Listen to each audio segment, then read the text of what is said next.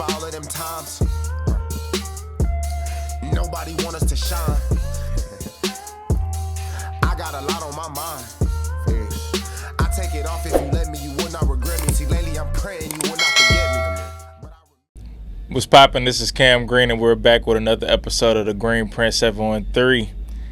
And some people follow one path, others learn how to pivot, adapt, and build multiple lanes. Today's guest represents transformation. Hailing from Fort Worth, Texas, and a proud graduate of Prairie View A&M University, he's also a Spring 17 initiate of the Eta Gamma chapter of Alpha Phi Alpha Fraternity Incorporated, a brotherhood rooted in leadership, service, and excellence. His journey doesn't follow a straight line, it evolves. From working as a mechanic and a barber to stepping into education as a coach, mentor, and leader within HISD, to transitioning into corporate America through tech sales, and eventually teaching himself how to become a self-made engineer. Each chapter required a different version of him, a different level of discipline, a different mindset, a different identity. But the common thread, growth. Because at a certain point, it's not about where you start, it's about how you're willing to evolve. Reinvention, skill, discipline. Here today to give us his green print, one of the livest Mexicans to come out of Eta Gamma, my brother, Rogelio Fraire. What up, what up, what up, what up? What's up, man?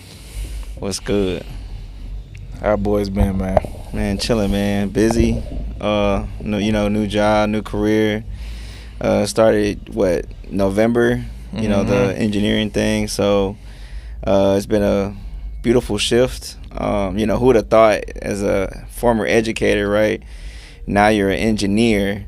People like, and I had a special education degree. So it's like, who would have thought you graduate PV with a special education degree, and now you an engineer at one of the biggest tech companies in the world. So yeah, shout outs to them boys, man. It's crazy, bro. It's all love, man. Crazy. But nah, we're good, bro. Busy but good. Yeah. Now, this segment is called Green Screen. You ready?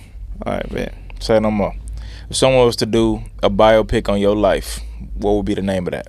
A biopic of my life. Man, I actually had to present this a few weeks ago at the Big Brother Big Sister event. They was asking us to talk about the minority landscape and transitioning into corporate America, and I gave my story. Just to sum it up real quick, kind of making selfish decisions as a kid did get me in a lot of trouble, but my mom would always be the one to kind of bring me back, hey, your decisions affect me, because I work a lot, right? Working 3 jobs for 18 years, can't really get in trouble too much, because it's just every time she leave work, it's less money we have, right? So as I grew older, I was still getting in trouble, but I was still being a good kid. I was getting good grades, passing. I wasn't, flunking or nothing. But if I had to ball it up, his story in my life, it's probably be making stupid decisions, almost getting locked up, to again now being an engineer, bro. Who would have thought that somebody that was always getting into fights and was at one time handcuffed behind a police car can sit here and say I'm thriving as the first person in my family to not only graduate, but to be an engineer. I still, to this day, don't believe that. But that's my life in a nutshell right now. So yeah, man. That's God, bro. A nothing but God, for sure. Yeah. And then, coming from Funky Town, Fort Worth, Texas. What was that like growing up in Fort Worth? I say for me, very untraditional.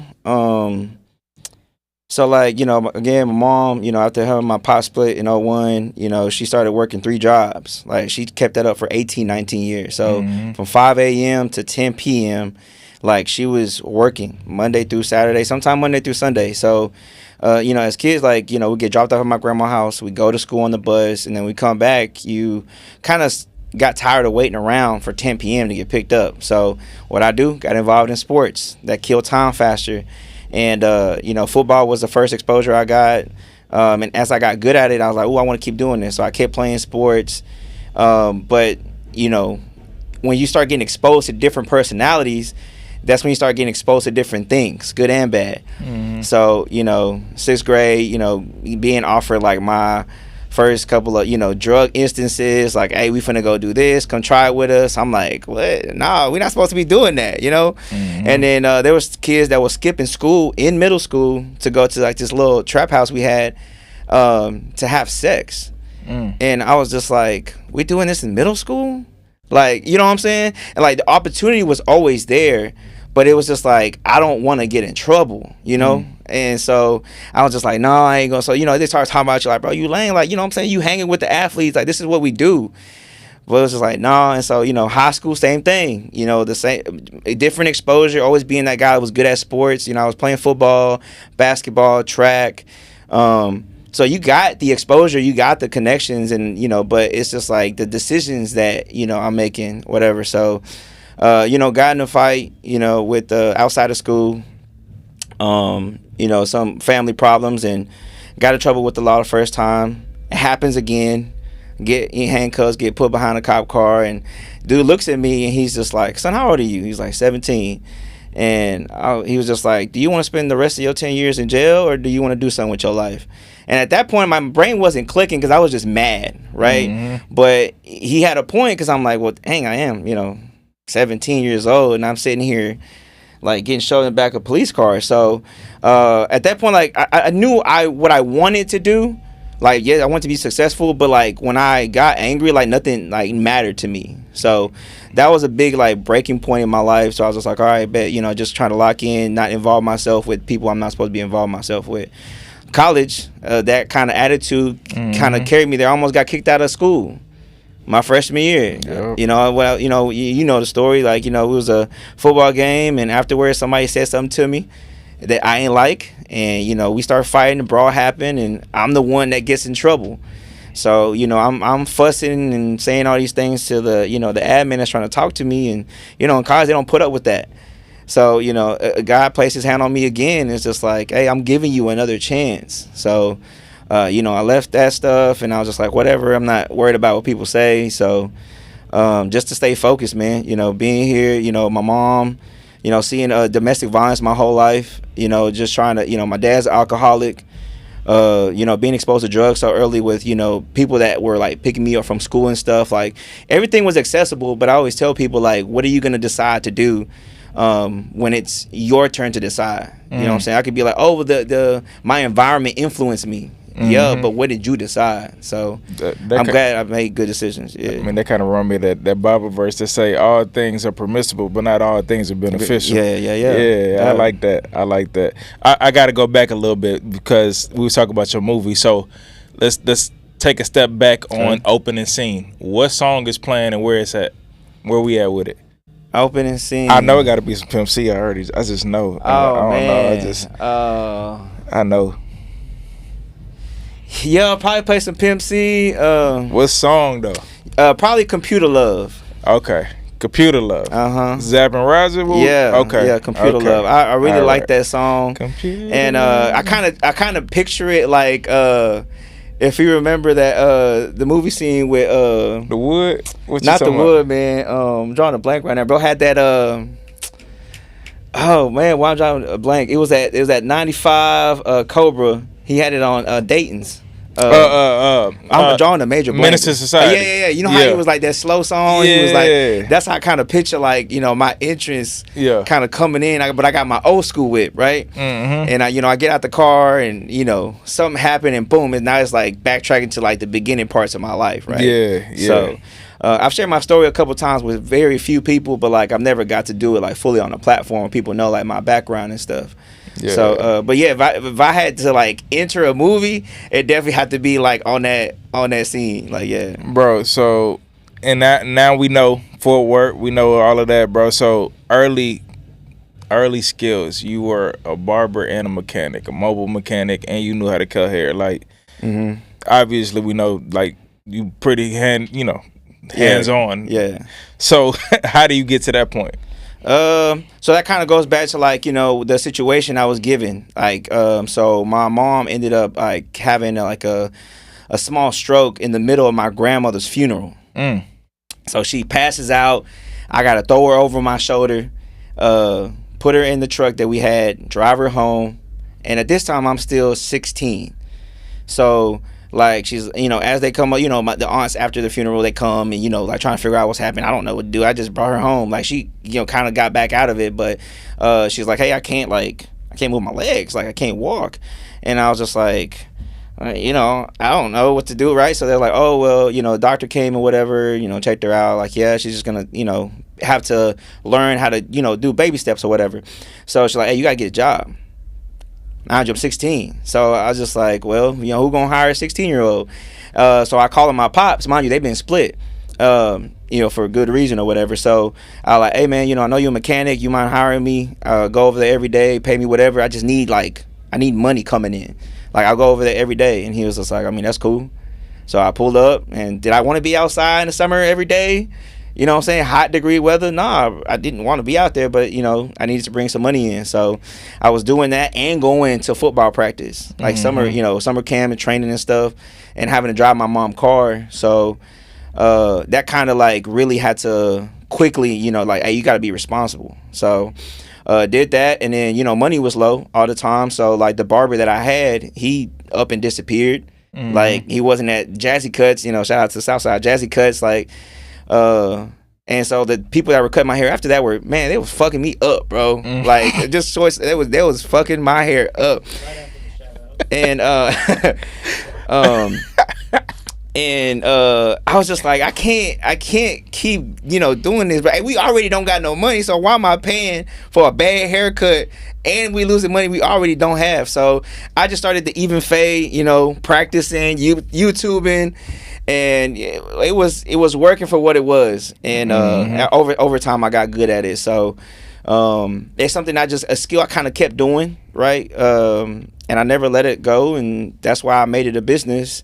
I officially retired both of them last year, January of 2025. But yeah, that's why I got into both of those, literally. Bro, that's crazy, dog. And like, you literally can help yourself at any given time. Like, you don't really have to wait on people.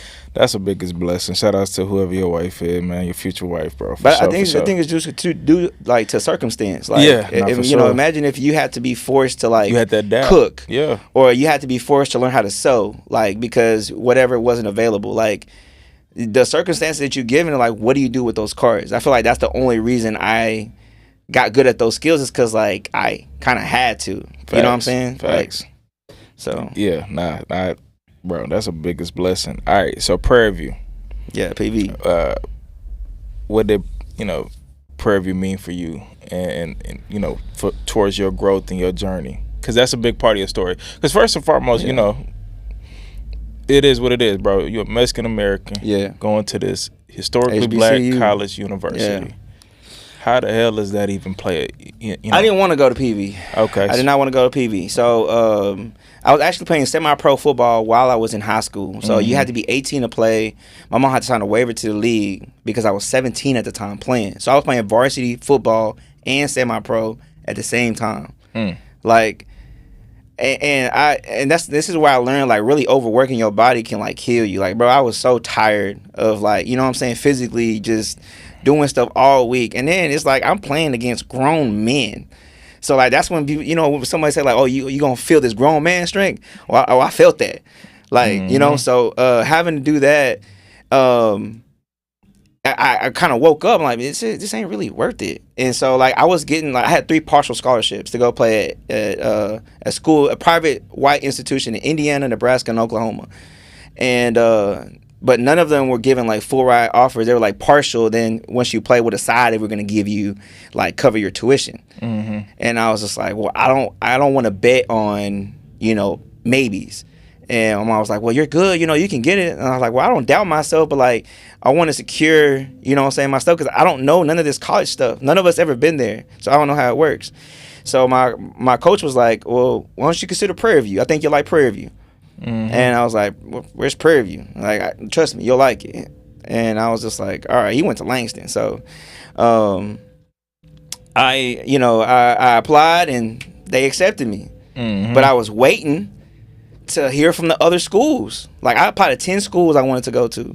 And the one I really wanted to go to was Grambling, because Grambling had just won the SWAC. And so I was like, oh, that school's good. I'm going to go there, da-da-da. And man, all those months passed. The only acceptance I had was Prairie View. The day comes, you got to pay your room tuition, and like I was like, dang, I ain't heard from the other school. So I slide her my money, and right when I slide her my money, Grambling calls me. Like, hey, this is the admissions office from Grambling University. I just wanted to let you know your application is accepted.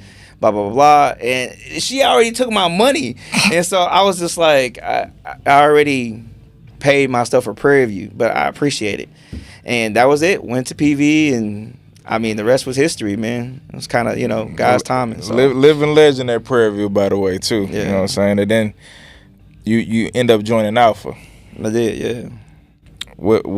What did that do for you? What went into that decision? First off, the Greek shit was brand new to me. Absolutely. Like, I didn't know what Greek life was, none of that stuff. All that stuff was brand new to me.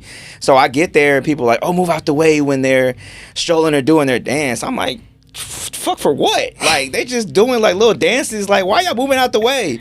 And I almost got my face kicked in. And I kind of said something to bro, and they were like, hey man, you can't be doing that. Move out the way. And so I'm like, bro, what is this? Like, what people doing? And so that's when I started learning about it. And I was just like, oh, okay. But like, y'all talk about these people like can't nobody touch them or say anything. Mind you, I'm high-head naturally.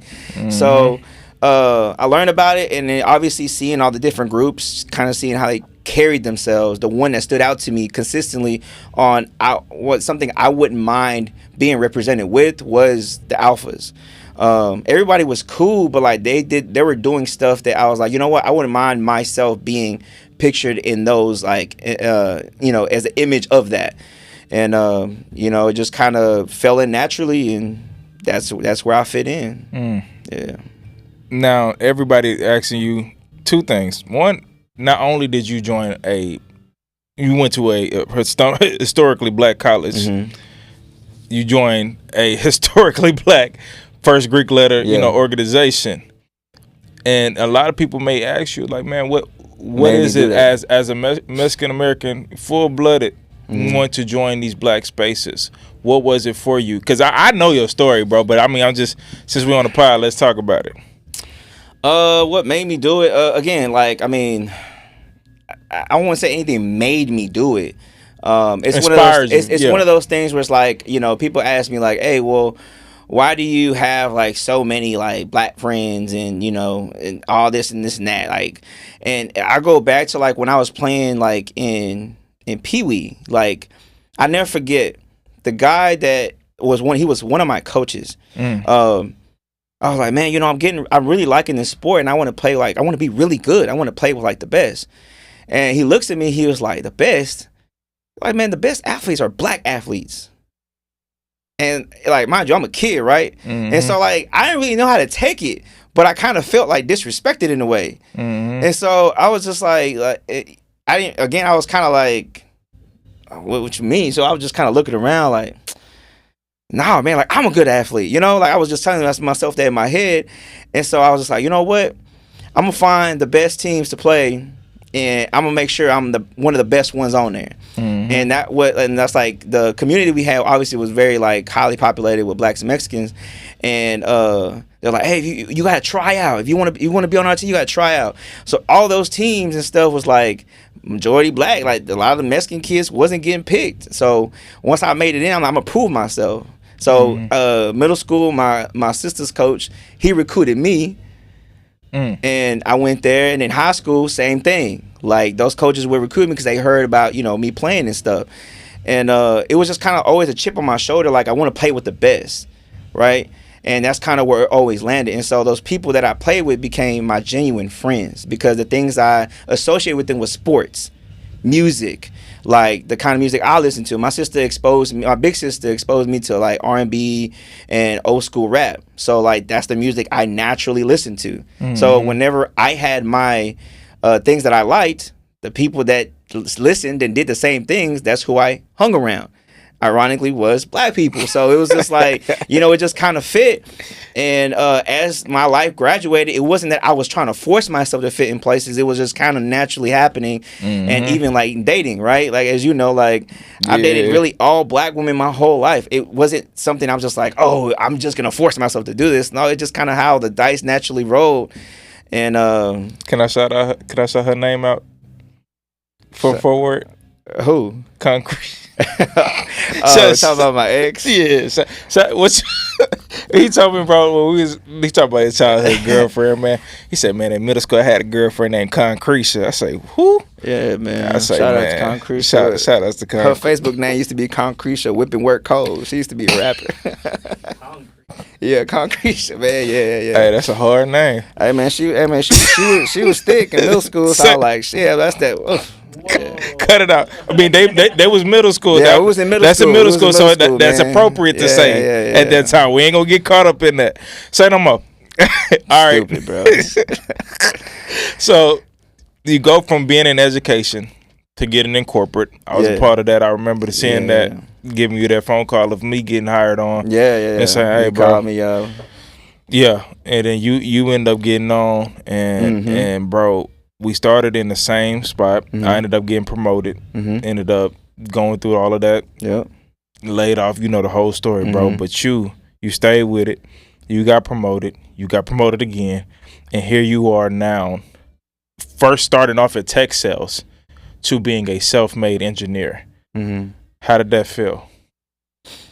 Different, bro. Again, like no one's in my immediate family, like I guess has transitioned to something like this, right?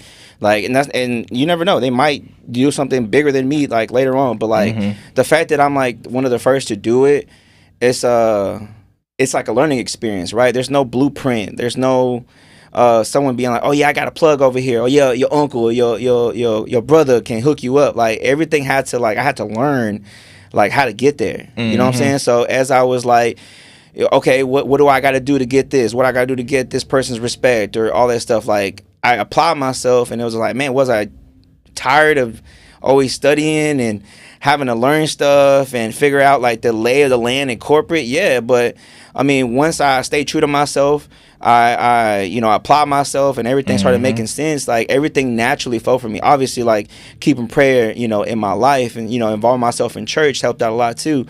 But man, just staying steadfast and staying consistent, bro. Like, I mean, I don't really know how other way to put it. Like someone said, like, when you work hard, success chases you. Like you don't chase it. So I feel like every opportunity I've gotten was because I busted my ass to be successful. So, however that stuff rolled, like it worked for me. So I'm grateful for that. I like that, bro. Now we're getting into this segment called Pick Your Print. This is a rapid fire, right? Okay. I'm going to say, whatever the scenario is, and you just give me a one-liner on it, all right? All right. And then we're going to rapid fire that thing, and then we're going to move to the next segment, all right? All right. You said a one-liner? One-liner. All right, man. All right. One lesson your early hands-on work taught you.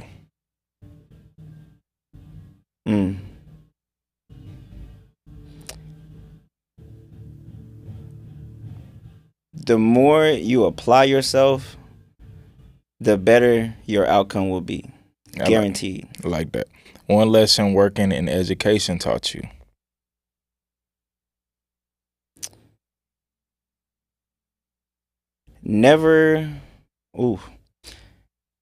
Be content with doing you will only be content if you do your absolute best and do everything you have to do. There will be no kind of guilt after that if things don't always turn your way. As long as you did everything you had to, like you good. For people or for something. Say no more. One lesson corporate America taught you. The people that are going to help you elevate in your career will not always look like you.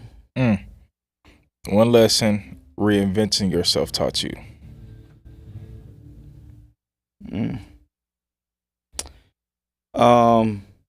As challenging as it is, it's very rewarding when your path is narrow versus when it's wide. So I'd rather take the hard road and know it's more rewarding than take the wide road and know it's just like, it's not going to lead to what I want. Say no more. I like that. Okay. Now, I don't even know what you call the citizens of Fort Worth, but I got to pivot a little bit because you done moved to Houston. What is it, Fort Worthians? How do you say man, that? We just call it the funk, Fort man. Wortherners? It used to be Panther City. Nah, but how do you say the citizen name though? Like Dallasinian, Houstonian, we so don't on really and so have forth. The Fort Worth any Save on Force, it, man. It's just Fort like Worthians.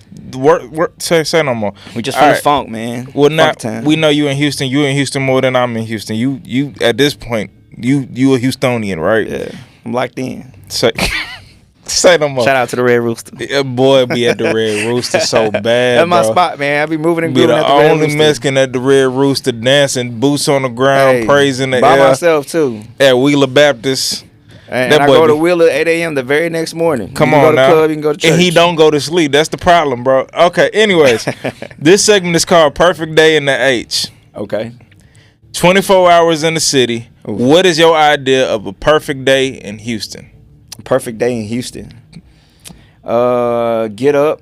You know what I'm saying? I'd probably go to a nice breakfast spot like the Breakfast Club. I love their breakfast. Then from there, I like walking around malls. Sometimes, most of the time, I'm a window shopper. Mm-hmm. So I probably hit the Gallo. I love thrifting. Wouldn't mind stopping by a thrift store. I love me some thrift clothes. I don't care what y'all say. They got some of the best clothes. Facts. Vintage. Then one of my favorite restaurants is the Rupor. It's like right attached to Memorial City Mall. Mm-hmm. I hit the Rupor.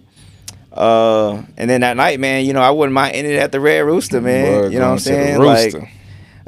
Rooster. Like, I'm a solo dolo kind of guy. So, you know, a lot of times I move on my own, and, you know, people join me. They see me on social media. Hey, let me pull up on you. Cool. But, yeah, when I get to do things with my friends, I definitely appreciate it. But, you know, I wouldn't mind having that whole day to myself, just moving on my own. Say no more. Is that's your idea of a perfect day?